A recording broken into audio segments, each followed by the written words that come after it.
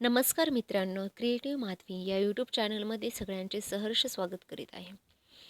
आज आपण धर्मनाथ बीजचे महत्त्व काय आहे, धर्मनाथ बीज सोहळा का साजरा केला जातो, नवनाथ ग्रंथामध्ये याचे महत्त्व काय, ते आपण पाहणार आहोत. नवनाथ ग्रंथ अध्याय 34मध्ये धर्मनाथ बीजचे महत्त्व सांगितले आहे. चला तर मग बघूया अध्याय 34. भयंकर युद्धामध्ये वीरभद्र जेव्हा मरण पावले तेव्हा शंकर शोक करू लागले. शिवाचे दुःख पाहून गोरक्षनाथांना त्यांचा कळवळा आला. त्यांनी विचार केला की जेव्हा गुरुनी मला बद्रिकाश्रमात तपश्चर्याला बसवले तेव्हा शंकराने माझ्यासाठी पुष्कळ परिश्रम घेतले. आईसारख्या त्यांनी माझा सांभाळ केला, त्यामुळे त्यांचा हा उपकार मला स्मरला पाहिजे, असे म्हणून गोरक्षनाथ लगेच शंकराच्या पाया पडले आणि म्हणाले, वीरभद्राच्या योगाने तुम्हाला दुःख झाले आहे. तुम्ही जर मला त्याच्या अस्थी आणून द्याल तर मी त्याला उठवीन. संजीवनी मंत्राच्या साह्याने मी त्याला रणांगणातच सजीव केले असते, पण सर्व राक्षसांमध्ये त्याच्या अस्थी मिसळल्या असल्यामुळे त्याच्याबरोबर राक्षसही उठले असते. गोरक्षनाथ असे म्हटल्यावर शिवाने सांगितले, मी वीरभद्राच्या अस्थी ओळखून आणतो. असे सांगून ते वीरभद्राची हाडे आणण्यासाठी रणांगणावर गेले.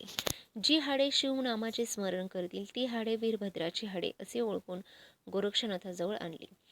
गोरक्षनाथाने संजीवनी मंत्र जपून वीरभद्रावर भस्म टाकताच तो जिवंत झाला आणि धनुष्यबाणाची चौकशी करू लागला. तो म्हणाला, आता सर्व राक्षसांचा संहार करून शेवटी त्या गोरक्षनाथासही यमसदनाला पाठवतो. शंकराने त्याला संपूर्ण हकीकत सांगितले आणि त्याचा आणि गोरक्षनाथाचा स्नेह करून दिला. तेवढ्यात वायुचक्रात भ्रमत असलेले 72,84,00,000 शिवगण तेथे आले व गोरक्षनाथाच्या पाय पडून कैलासात परत गेले. मग गोरक्षनाथही मच्छिंद्रनाथांचा ध्येय घेऊन शिवालयात आले. इकडे त्रिविक्रम राजा राजवैभवात रमला होता. तो अकस्मात शंकराच्या दर्शनासाठी देवळात गेला. तिथे गोरक्षनाथ मच्छिंद्रनाथांच्या शरीराचे तुकडे जुळत बसलेले त्याला दिसले. राजाने त्याला प्रेमाने मिठी मारली. मग सर्व विचारपूस केल्यावर गोरक्षनाथांनी त्याला घडलेला सर्व वृत्तांत सविस्तरपणे सांगितला. ते ऐकून राजा हळहळ वाटली.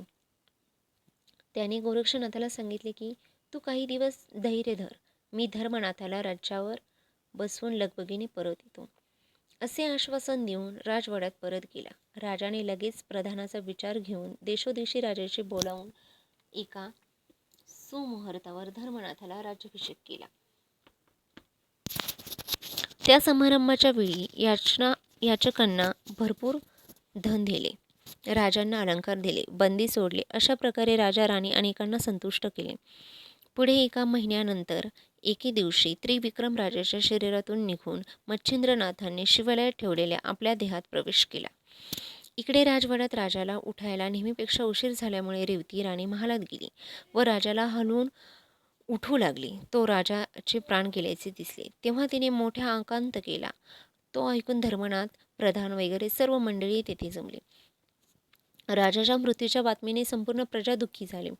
त्रिविक्रम राजा मरण पावल्याची बातमी शिवालयात गोरक्षनाथांना समजली. मग त्यांनी अस्थी, मांस वगैरे जमवून संजीवनी मंत्र जपून त्यावर भस्म फेकताच मच्छिंद्रनाथाने आपल्या देहात प्रवेश केला व उठून बसले. इकडे राजाचे प्रेत स्मशानात नेऊन तेथे सर्व संस्कार करून नगरवासी आपल्या आपल्या घरी गेले. धर्मनाथाला वडिलांच्या वियोगाचे फारच दुःख झाले होते. त्याने अन्न पाणी वर्ज केले. त्याला जीव नकोसा झाला. ते पाहून रेवतीने त्याला एकांतात नेऊन सांगितले, बाळा, तू व्यर्थ का शोक करतोस? तुझा पिता मच्छिंद्रनाथच आहे. तो चिरंजीव आहे. तू आत्ताच देवळात जाऊन त्याला प्रत्यक्ष डोळ्यांनी पाहून ये. पिता म्हणून मच्छिंद्रनाथांचे नाव ऐकताच तो माझा पिता कसा म्हणून धर्मनाथाने विचारले. तेव्हा रेवतीने मच्छिंद्रनाथांच्या परकाया प्रवेशाची संपूर्ण गोष्ट त्याला सांगितली. तो ऐकून धर्मनाथ आनंदी झाला.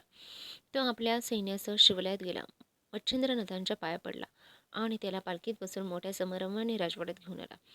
तो वर्षभर तेथे राहिला. नंतर तो तीर्थयात्रेत जायला निघाला. तेव्हा धर्मनाथाला फारच वाईट वाटले. त्यामुळे तोही त्यांच्याबरोबर तीर्थयात्रेस तेव्हा धर्मनाथाला फारच वाईट वाटले. त्यामुळे तोही त्यांच्याबरोबर तीर्थयात्रेस निघाला. ते पाहून मच्छिंद्रनाथाने त्याची समजूत काढली. तो म्हणाला, "मी 12 वर्षांनी परत येईन, तेव्हा गोरक्षनाथाच्या हातून तुला दीक्षा देईन व माझ्याबरोबर नेईन. आता तू मातेची सेवा कर आणि आनंदाने राजवैभवाचा उपभोग घे." मग मच्छिंद्रनाथ, गोरक्षनाथ, चौरंगीनाथ असे त्रिवर्ग यात्रेला गेले.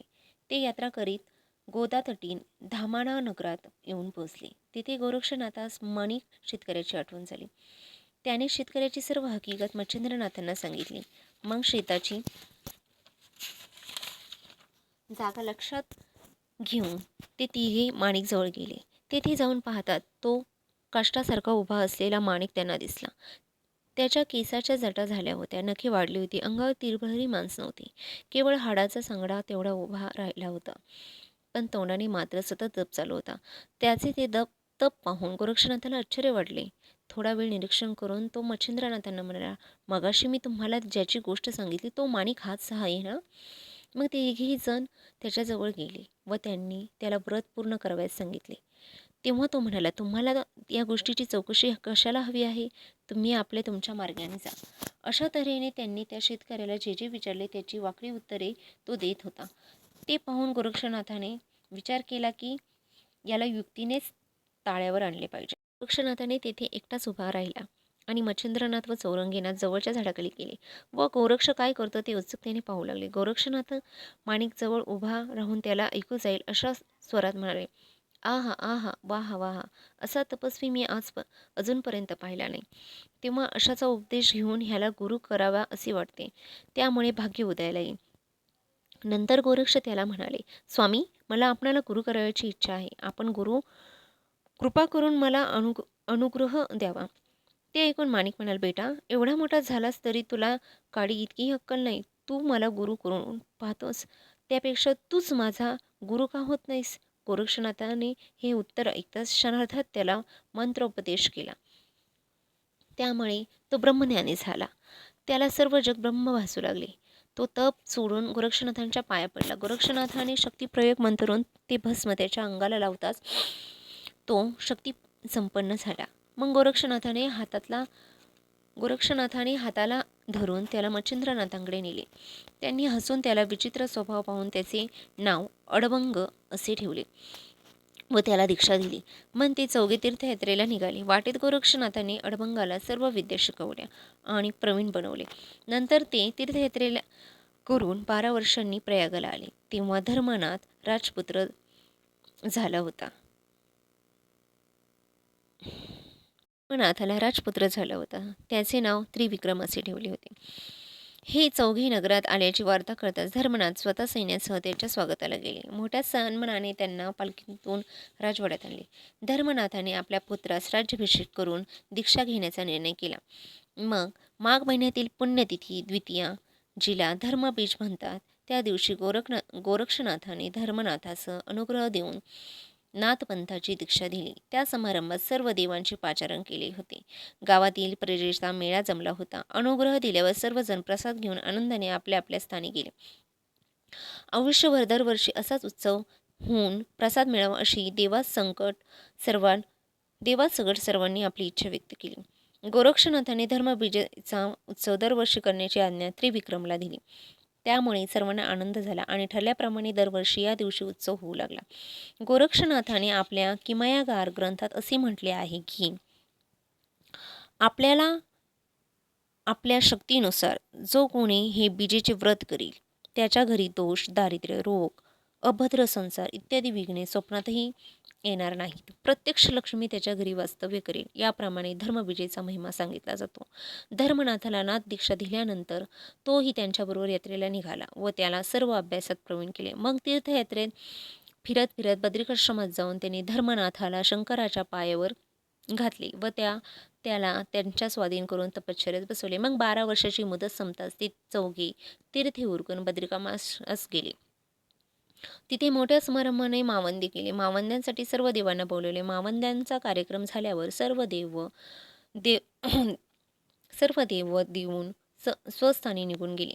नंतर गोरक्षनाथा, चौरंगीनाथा, अडपंगनाथा, मच्छिंद्रनाथ व धर्मनाथ असे 5ही जण तीर्थयात्रेस गेले. पूर्वी ब्रह्मप्रकारे नवनाथ ग्रंथामध्ये धर्मनाथाला नाथ दीक्षा देण्यात आली आणि त्यानंतर धर्मनाथ बीज सोहळा संपन्न करण्यात आला. अध्यायाचे वाचन आवडल्यास लाईक, शेअर आणि सबस्क्राईब करायला विसरू नका. धन्यवाद.